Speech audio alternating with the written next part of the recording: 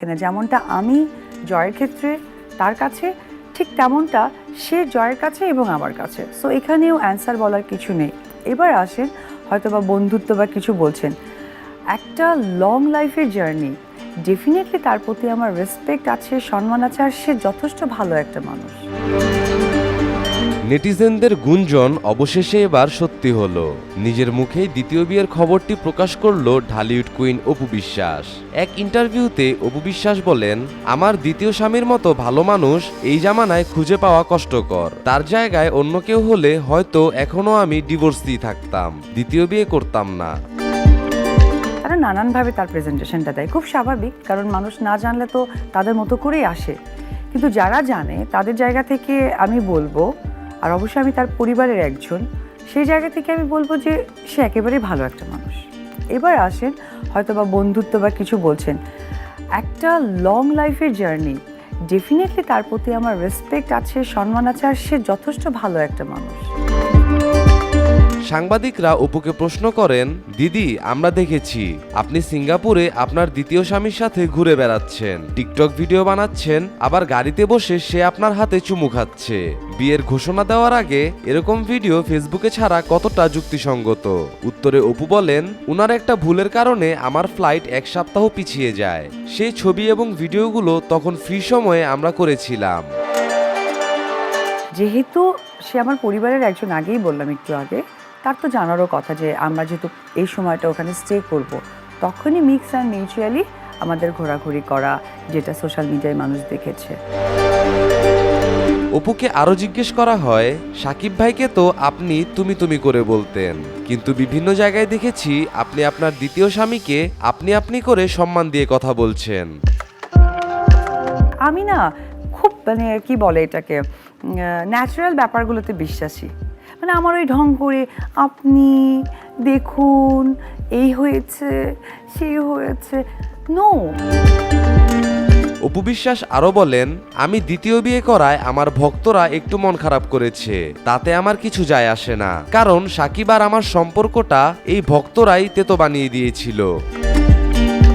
আমার ভক্তদেরকে নিয়ে কখনোই কোনো মাথা ব্যথা নেই, এবং কখনোই তাদেরকে আমি কোনো কিছু ক্লিয়ারও করতে যাব না, কারণ তাদের কাজ হচ্ছে সারাদিন পরিশ্রম করে ঠরে ফেসবুকে ডাটা বেচ কিনবে 400-500 টাকা দিয়ে নিয়ে, তারা কি খেলো, বাড়িতে কি হলো না হয়ে আমাদেরটা নিয়ে তাদের মাথা ব্যথা।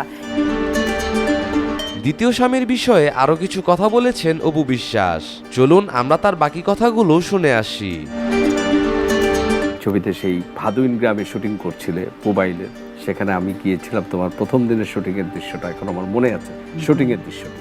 সেই অবধি আজ পর্যন্ত অপু বিশ্বাস যে একটা লম্বা জার্নি, এই লম্বা সময়ের জার্নিতে তুমি অনেকটা কখনো হোঁচট খেয়েছো, কখনো অনেক উপরে উঠেছো, আবার কখনো হয়তো অনেকটা দমে গিয়েছো, অনেক আলোচনা, অনেক সমালোচনা, সব কিছু মিলিয়ে অপু বিশ্বাস কেমন আছে এখন?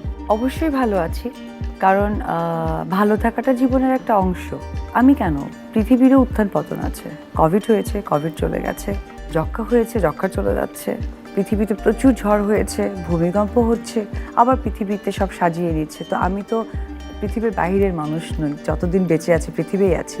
সুতরাং মানুষের জীবনে যদি উত্থান পতন, হোঁচট এগুলো পারিই না দেয়, তাহলে একটা জীবনের সৃষ্টি তৈরি হয় না। তো আমার কাছে মনে হয় যে এগুলো আসলে ওই রকমভাবে আবেগ বা একটা প্রেজেন্টেশন তৈরি করতে হবে, এটা আমার কাছে ম্যাটার না। আমার কাছে আমি বেঁচে আছি, ভালো আছি, আমার দর্শক, যে আমার প্রফেশনের জায়গা থেকে আমার দর্শক, আমার ফ্যান ফলোয়ার আমাকে অনেক সাপোর্ট করে আজকে অবধি।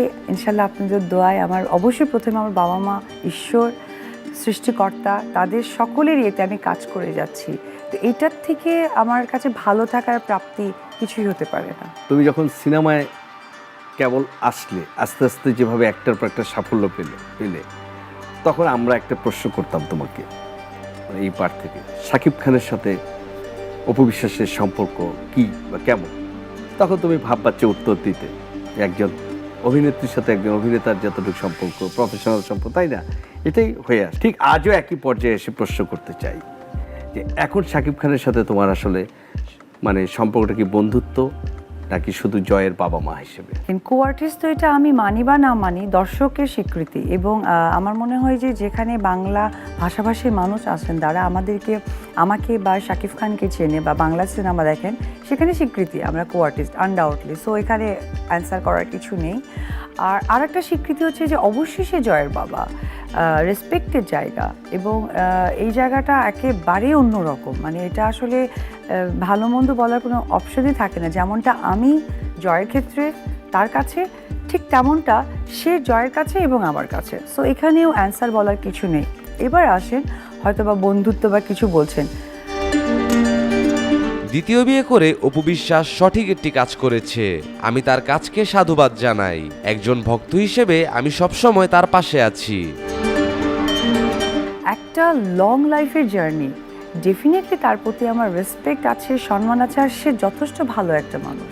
তার প্রতি কোনো দুর্বলতা আছে? এইটা তো প্রোগ্রাম। দুর্বলতা বলছে আমি বলছি না, শুধু প্রেম ভালোবাসার জায়গাটা, এটা মানুষ হিসেবে তার বন্ধুর প্রতি এক ধরনের দুর্বলতা না, আমি থাকে। এক বাক্যে তো বললাম যে আমি শাকিব খান বলতে আসলে আমার উইয়ার্ড লাগে, আমি শাকিব ডাকি। তো শাকিব খুব ভালো একটা মানুষ, এটা এক বাক্যের কথা।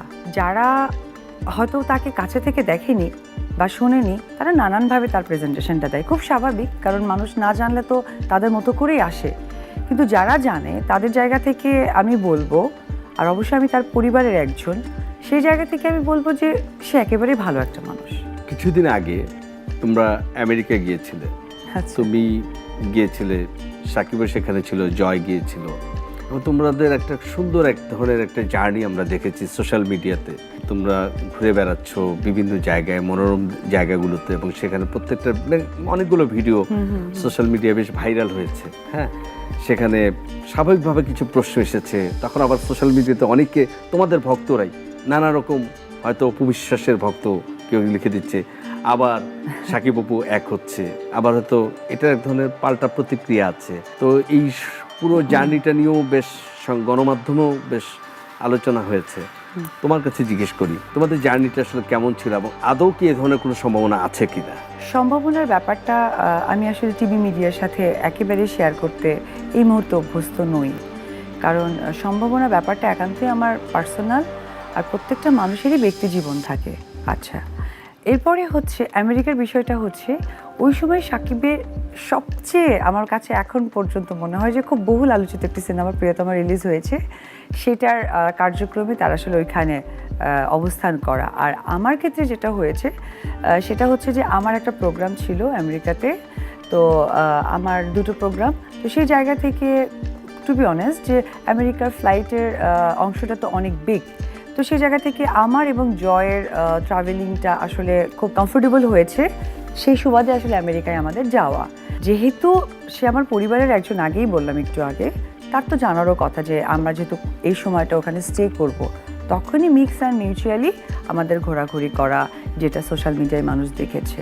আমি শুধু বলেছি যে পারসেপশনটা এমন দাঁড়িয়েছিল যে দেখেন, ভক্তরা তাদের ভালো লাগা মন্দ তাদের লাগা একটা expectation ও থাকতে পারে। এবং আমার ভক্তদেরকে নিয়ে কখনোই কোনো মাথা ব্যথা নেই, এবং কখনোই তাদেরকে আমি কোনো কিছু ক্লিয়ারও করতে যাব না, কারণ তাদের কাজ হচ্ছে সারাদিন পরিশ্রম করে ঠরে ফেসবুকে ডাটা বেচ কিনবে 400-500